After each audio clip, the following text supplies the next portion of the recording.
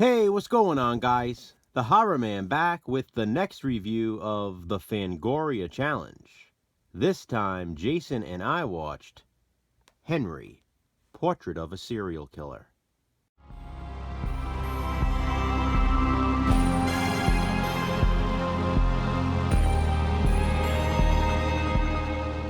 Henry is another fantastic film that Fangoria considers to be one of the 101 best horror movies you've never seen.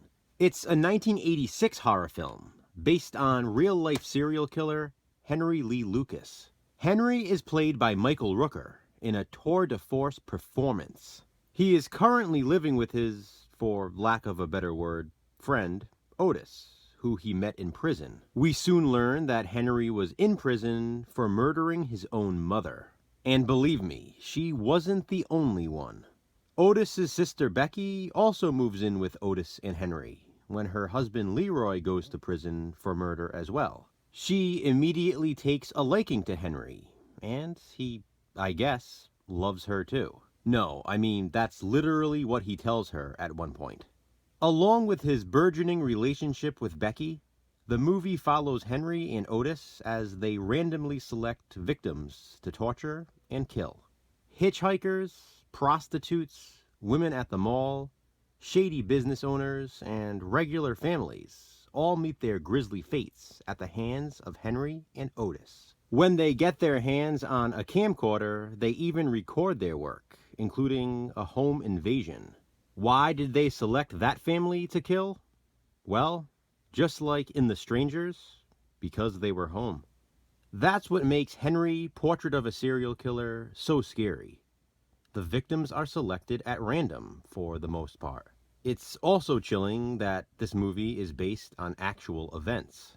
After recording their brutal murders, Otis enjoys watching the tape over and over again. But how long can this dysfunctional duo continue down their path of mayhem together? Will Henry and Becky have their happy ending? And who will be the next victim of Henry? Who knows? It could be you. Henry, Portrait of a Serial Killer has a reputation for being a very disturbing film. In fact, the movie is unrated, and this director's edition DVD contains the totally uncut and uncensored version of the film. It's a hard watch for a lot of people, and understandably so. But as Jason and I were watching it after having seen it countless times before, we asked each other, are we weird for loving a movie like this? Because we do. It's fantastic. Michael Rooker is absolutely phenomenal in this. Don't get me wrong, I'm partial to Merle Dixon, and I love his character in Mallrats. But Michael Rooker was born to play Henry. For me, it's comparable to James Gandolfini being born to play Tony Soprano.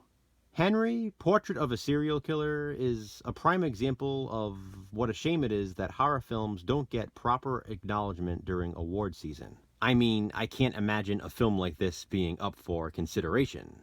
But Michael Rooker's performance as Henry is better than just about any Oscar-winning performance from any other actor. I truly don't think I'm exaggerating when I say that. He deserves all the praise and more. The late Tom Towles is also great as Otis. It's a shame he died so young. He's a very recognizable face in the horror genre, especially if you're a fan of Rob Zombie's films. Tracy Arnold as Becky ironically reminds me of Becky from Roseanne. She always has, in the early seasons. The movie was filmed on location in Chicago, and it's the perfect gritty city setting. And the way that the movie is shot is like a documentary. You feel like you're watching one. But is Henry, Portrait of a Serial Killer as disturbing as they say? Well, it will definitely stay with you, and that's for sure.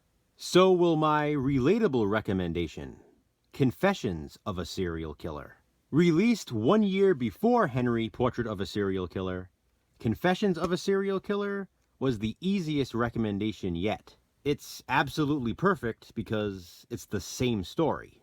This movie is also based on the murders of Henry Lee Lucas. Confessions of a Serial Killer is not only special to me because I used to rent it a lot, and because it has this awesome cover image.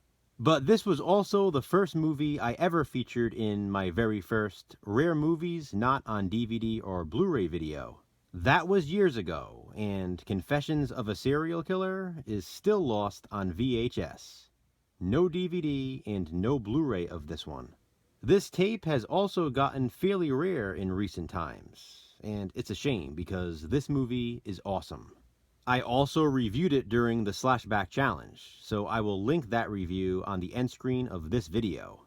But for now, tell me if you've seen Henry, Portrait of a Serial Killer, and if so, what do you think of it? Comment below and let me know. As always, please be sure to watch Jason's review as well. What will we watch next for the Fangoria Challenge? Check back soon to find out. Thanks for watching, guys. Hit that thumbs up and, be kind, subscribe.